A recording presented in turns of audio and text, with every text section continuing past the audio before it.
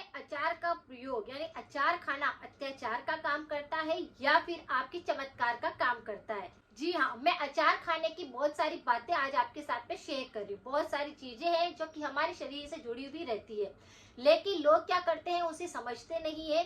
किन लोगों को अचार खाना चाहिए, किन लोगों को अचार नहीं खाना चाहिए, इस बारे में पूरी जानकारी आज हम इस वीडियो के अंदर जानेंगे। जैसे आप सबको पता होगा कि अचार हमारे प्राचीन समय से ही बहुत ही ज्यादा फेमस रहता है। गांव के अंदर से लेकर के शहर तक अचार खाने का एक जो चलन होता है वह काफी पुराना है। हम क्या करते थे, पिछले टाइम को अगर याद करें तो 12-12 महीनों के अचार जो होते थे वह पहले ही बना लिए जाते थे। यानी 12 महीने तक अचार बिल्कुल भी खराब नहीं होता था। चाहे उनका बनाने का तरीका बिल्कुल नेचुरल होता था, कोई भी ऐसी चीज नहीं डालते थे, कोई केमिकल नहीं डालते थे, प्रिजर्व करने के लिए उसमें कोई भी ऐसा केमिकल नहीं होता था। फिर भी आपके 12 महीने तक अचार खराब नहीं होता था। ना उसका रंग खराब होता था, ना ही उसका स्वाद खराब होता था। जैसे अचार मैंने भी बहुत ज्यादा खाया हुआ है। अचार खाना कोई बुरी बात नहीं होती है, लेकिन जैसे मैं बहुत सारे वीडियो के अंदर मेरे बताती हूँ कि अचार आपको नहीं खाना चाहिए, तो मैं इसलिए बताती हूँ क्योंकि गले की अगर बहुत सारी बीमारियां होती है तो उसके अंदर अचार का प्रयोग अगर आप करते हैं खाने में तो वो आपके शरीर में नुकसान पहुंचाता है। पहले जिस टाइम पे हम अचार खाते थे प्राचीन टाइम पे, उस टाइम पे अचार बनाने की जो विधि थी वह काफी ज्यादा संतुलित थी।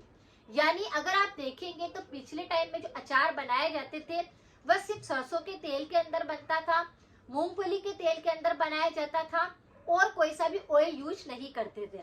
लेकिन आजकल क्या करने लगे हैं, उसी अचार को कई तरह के तेल के अंदर बनाया जाता है या फिर पानी के अंदर बनाया जाता है, जिसके अंदर प्रिजर्व करने के लिए ऐसे केमिकल का प्रयोग किया जाता है।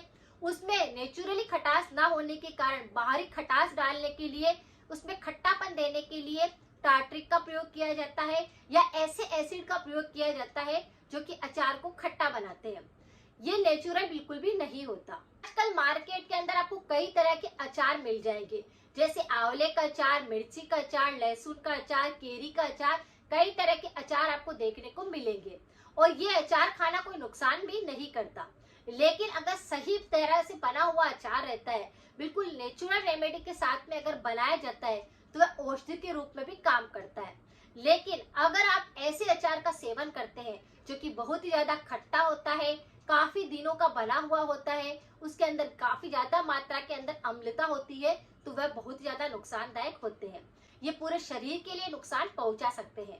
पहले अचार बनाने की जो विधि थी उसके अंदर जैसे केरी का अचार बनाया जाता था, तो केरी को पहले साफ करके, धो करके और अच्छे से उसको कट करके उन्हें साफ पानी से पहले अच्छे से गीले कपड़े से पोंछा जाता था और फिर उसे धूप के अंदर सुखा दिया जाता था।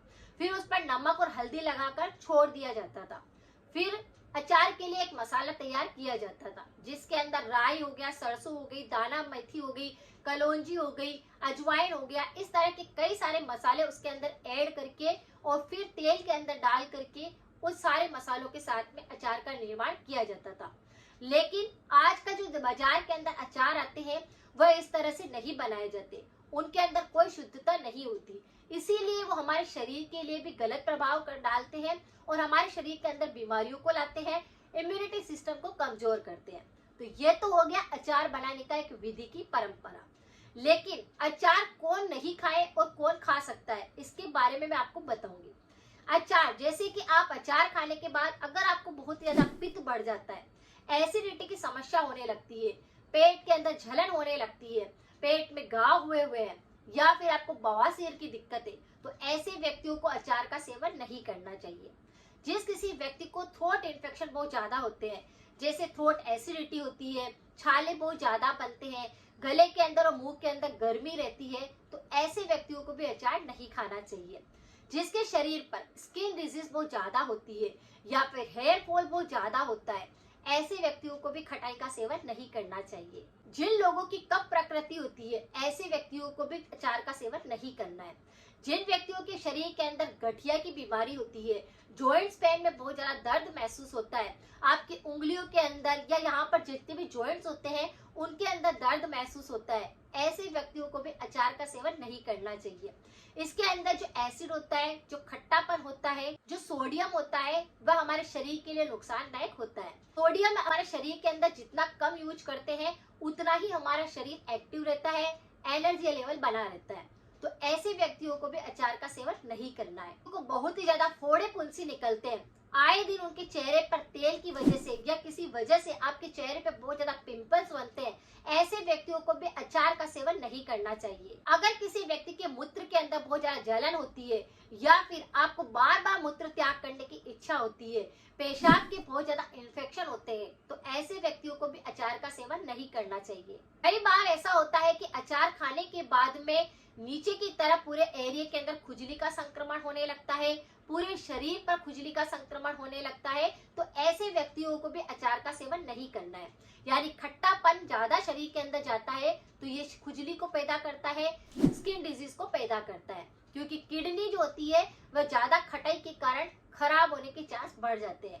तो अगर आपको इस प्रकार से कोई दिक्कत है तो आपको अचार का सेवन नहीं करना चाहिए। लेकिन अचार खाने के बहुत ज्यादा शौकीन लोग भी होते हैं। कई लोग तो सिर्फ अचार से ही अपना पेट भर लेते हैं, यानी कि अचार के साथ में पराठा खा लिया, पूड़ी खा ली, रोटी खा ली, कुछ ऐसा पराठा बना के खा लिया और उसी के साथ में अचार का सेवन करके वो अपना पेट भर लेते हैं। लेकिन अचार उनके लिए फायदेकारी होता है जिनको कि बिल्कुल भूख नहीं लगती है। तो अचार कैसा होता है, उसे देख करके ही मुंह के अंदर पानी आने लगता है, यानी वह आपकी भूख को बढ़ाता है, आपके मुंह के टेस्ट को बढ़ाता है। तो आपको क्या करना चाहिए, एक रोटी अगर ज्यादा खाने में आ जाए तो आप अचार का सेवन कर सकते हैं। अगर आपको बहुत ज्यादा चटपटा खाने की इच्छा है तो आप अचार खा सकते हैं। अगर किसी के शरीर के अंदर विटामिन सी की कमी आ रही है तो आप अचार का सेवन कर सकते हैं। अगर आपके शरीर में खून की कमी आ रही है तो भी आप अचार का सेवन कर सकते हैं।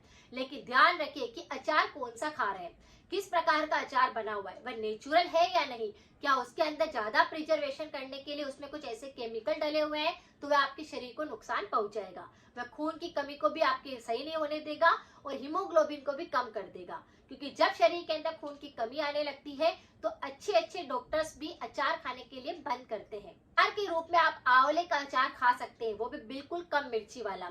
हल्दी का अचार आप खा सकते हैं, ये एंटीबायोटिक से भरा हुआ होता है जो कि आपके पेट संबंधी सारी बीमारियों को सही करता है, खून की कमी को दूर करता है और बहुत सारे बैक्टीरिया को खत्म करता है।